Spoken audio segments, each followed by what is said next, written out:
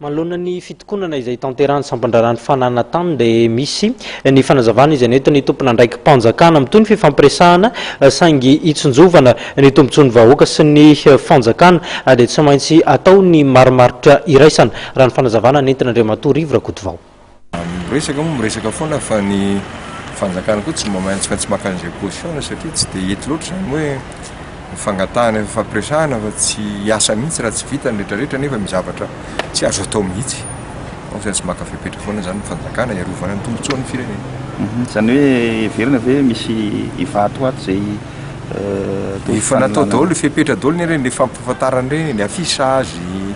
ny fampatarana ny olona ny droit sy responsabilité satria contrat ny asa atao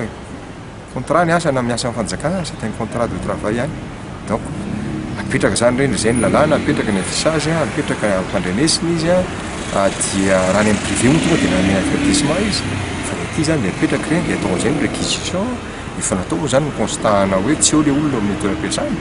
zany rehetra zany mba hoentina anatin'ilay olona hoe jereo sao dia mizatra tsy mety dia rehefa aveo ny fanjakana tsy mandray ny fepetra tokony raisy.